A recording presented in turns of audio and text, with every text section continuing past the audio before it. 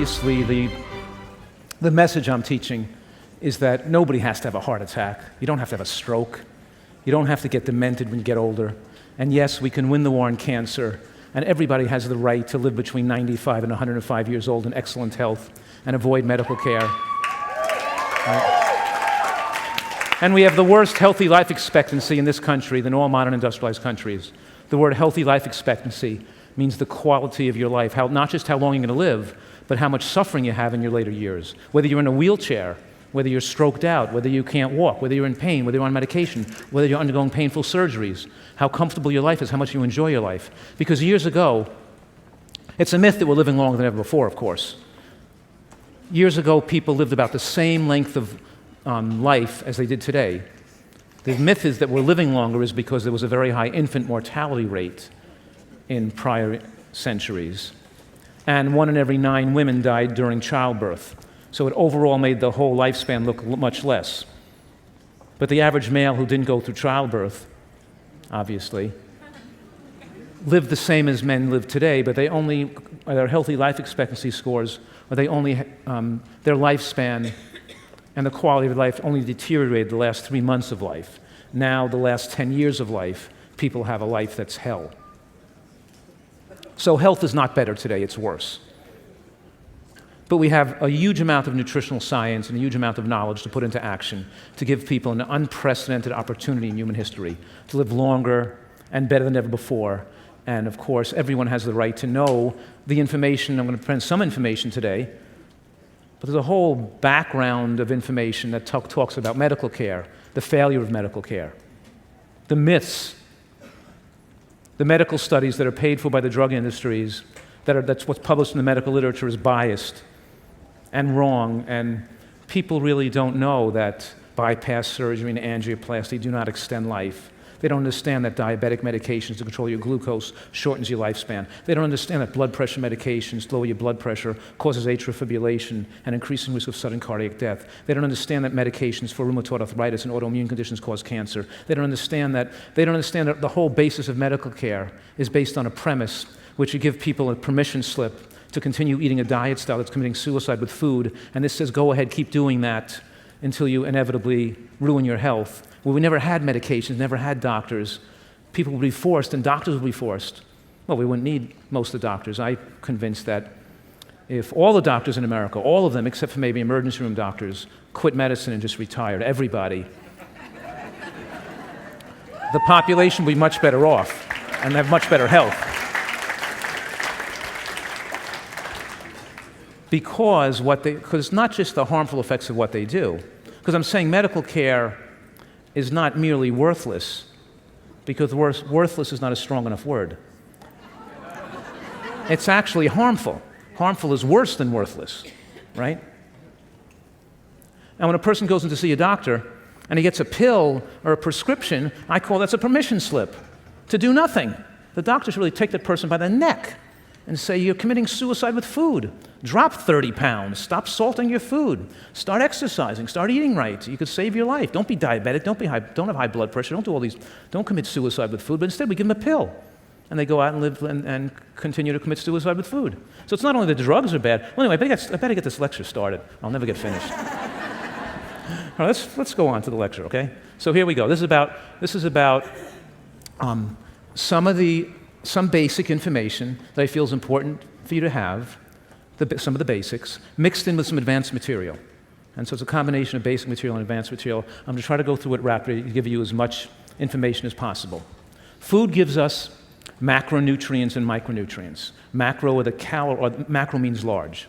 And there are actually 4 macronutrients: fat, carbohydrate, protein, and water is a macronutrient. That's the 4th one. But generally speaking, we're talking about the 3 main ones here, the calorie-containing ones: fat, carbohydrate, and protein. And we have to eat less macronutrients. We have to eat less fat, less carbohydrate, and less protein, because the less macronutrients we eat, the longer we live. But we have to get an adequate amount of micronutrients in the process. We have to meet our micronutrient needs. I call it comprehensive micronutrient adequacy, CMA. Comprehensive micronutrient. I want people to get all the micronutrients that the human body requires, and there are thousands of them.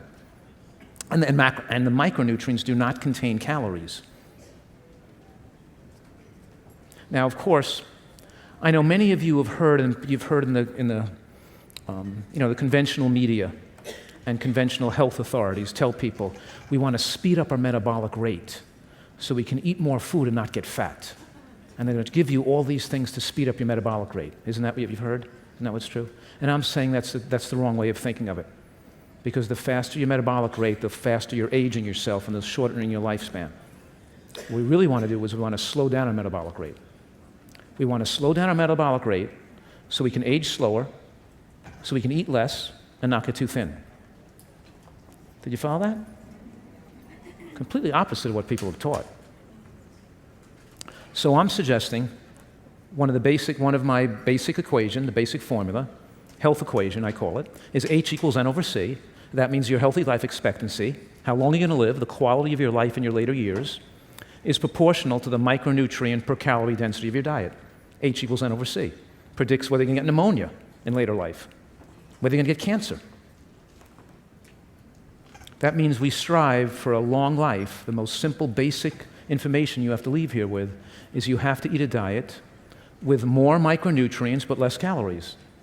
And the basis of my work and my contribution to the field of science, of health science, is that I've shown and documented and tested and proven and published in the medical scientific literature that as a person eats a diet with a better micronutrient quality, their perception of hunger changes, they require less calories, and they don't want to eat as much food. Let me say that one more time. That it's not the topic of this lecture, but one of the things I talk about a lot is that when you achieve adequate micronutrients and you stop taking all the things that create toxins in your body, because obviously when you're eating foods that are low in nutrients, when you don't meet the body's needs for phytochemicals and antioxidants, you build up free radicals, advanced glycation end products, lipofuscin, aldehydes, and other toxic waste products in the cells that cause damage to the cell structure, damage to your DNA, and cause inflammation. And that damage, that congestion, those waste products in the cell, when you don't eat food for a few hours and stop digesting, that's called the catabolic phase of the digestive cycle, when you're not digesting food. That's when your body repairs and detoxifies most effectively. When you're not digesting food anymore, that's when you get your coffee withdrawal headache. That's when you're going to feel shaky and weak. And I'm claiming that what people think is hunger are withdrawal from their toxic diet. And they feel shaky, weak, headachy, stomach cramping, esophageal spasm, anxiety, fatigue, and they eat to feel better. If they're eating healthfully, they don't feel any of those symptoms. And they just feel, they just feel a desire to eat when they get hungry. And true hunger is felt in the throat. It's not a headache, it's not, and most of you are looking at me with this shocked look on your faces. And that shows me that you're all overeating. Because if you weren't, because you're eating, either your diet's poor and you're eating because you're getting withdrawal, like a food addict, or you're eating when you're not really hungry. And that means you're eating more calories than you require. And if you're eating more calories than you require, you're shortening your lifespan. At least once a day, maybe twice a day, you should be eating because you felt throat hunger. So H equals N over C means you eat a diet style that's higher in micronutrients per calorie. And when you eat a diet that's higher in micronutrients, you desire less calories. You're not as hungry. And your metabolic rate slows and your digestive efficiency improves. So you don't need as many calories to maintain your weight. Like I can go like skiing and do mogul skiing all day long, even skip lunch, and just bang down moguls all day. And then when I get back, my buddies that I ski with, they consume twice as many calories as I have to consume. I don't need as many. They got to stop for lunch and stock themselves up with all this food. I can carry some nuts in my pocket or something, or a banana in my ski jacket. I don't need to take in 4,000 calories a day. I can still maintain my energy and strength because I have more digestive efficiency and more biological efficiency. So I do want people to, and the amount of calories in your hunger is determined by how much exercise you do, and your hunger will adjust accordingly to maintain you at your perfect weight, so you'll always be the same weight your whole life and never put any fat on your body. Because hunger doesn't exist. It doesn't exist to put fat on your body. It only exists to protect your lean muscle mass. If you're eating outside of the demands for true hunger, then you're probably recreational eating or putting fat on your body. Okay, got to get back. Now we got to move forward. And the American diet consists of 62% of calories from processed foods, foods that have no micronutrients, no antioxidants. White flour, white bread, 25% of calories from animal products, 10% of plant foods, unrefined plant foods, but the 10% includes white potato. And white potato is usually consumed as a processed food, as mashed potatoes, French fries, and potato chips, right? And white potato is a high glycemic, low nutrient vegetable. It's one of the least nutritious of all vegetables. We'll talk about that as we go forward here. We couldn't design a better diet to create an epidemic of heart attacks and strokes and cancers had it been designed by the Taliban.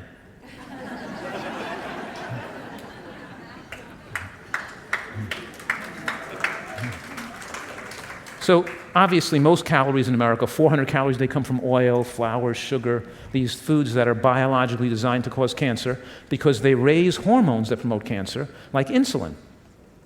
Insulin is a fat storage hormone, and as you eat foods with a high glycemic effect that are processed foods, it makes a rush of blood sugar up, your body produces more insulin, it tells it to store more fat. Insulin is pro-angiogenic. The word angiogenic means it promotes the growth of blood vessels to feed the fat supply, because the fat's like a tumor. The fat has to secrete hormones from the fat cells, and the fat cells secrete estrogen, and they secrete inflammatory mediators and molecules, and they produce insulin in the cells, and the body produces insulin as well. And all these factors signal angiogenesis promoters, and the word angiogenesis means to promote the growth of blood vessels to grow into the fat, so the fat can be fueled with oxygen, nutrients, fatty acids, and glucose to grow more.